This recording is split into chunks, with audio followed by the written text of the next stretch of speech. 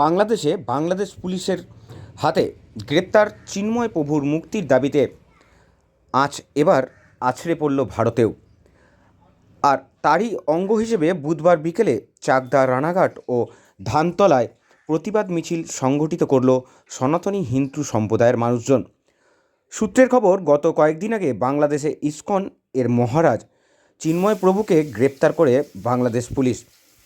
আর এরপর থেকেই চিন্ময় প্রভুর মুক্তির দাবিতে গজরে উঠছে সনাতনীরা। আর এবার সেই দাবিতেই বুধবার চাকদা ও রানাঘাটের রাজপথে মিছিল করে হিন্দু সনাতনীরা। তাদের দাবি, অবিলম্বে চিন্ময় প্রভুকে নিঃস্বার্থ মুক্তি দিতে হবে। এদিন হিন্দু সনাতনীরা হরিনাম কীর্তনের মধ্যে দিয়ে প্রতিবাদ মিছিল সংগঠিত করে। বুধবার এই প্রসঙ্গে আনুমানিক বিকেল 4টে নাগাদ আন্দোলনকারীরা আমাদের কি জানাচ্ছেন শোনাবো। সরাসরি দেখছেন সেই মিছিল ডেলি নিউজ কলকাতার পর্দায়।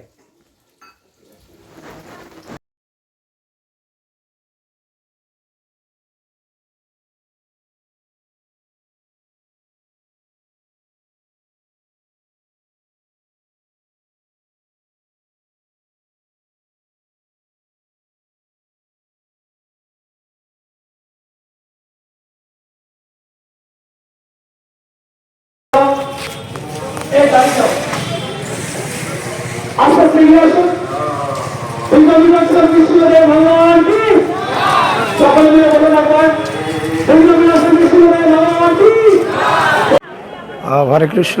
আজকে আমরা বাংলাদেশে সনাতনী লোকদের উপরে যে অত্যাচার, নির্যাতন, পাশবিক নির্যাতন চলছে তারই প্রতিবাদ, এবং বিশেষ করে বাংলাদেশে যে পাশবিক নির্যাতনে হিন্দুরা যে জাগরণ ঘটেছে তারই যে প্রধান মুখপাত্র আমাদের চিন্ময় প্রভু, চিন্ময় কৃষ্ণ দাস, তাকে অন্যায়ভাবে যে গ্রেপ্তার করা হয়েছে তারই প্রতিবাদে আজকে সারা বিশ্বে এই প্রতিবাদ মিছিল চলছে।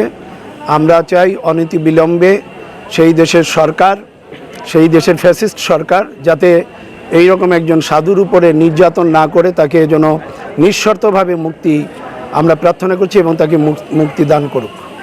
আমরা আজকে সেই উদ্দেশ্যে সারা পৃথিবীর ন্যায় আমরা আজকে রানাঘাটে এই প্রতিবাদ মিছিলে সামিল হয়েছি, এবং যারা সনাতনী হিন্দু ভাইয়েরা আছে তারা সকলে একত্রিত হয়ে এখানে দলমত নির্বিশেষে হিন্দু জাগরণের উদ্দেশ্যে, সনাতনের ঐক্যের জন্য, আমরা আমাদের নিজেদের অস্তিত্ব রক্ষার জন্য আজকে আমাদের এই প্রতিবাদ মিছিল।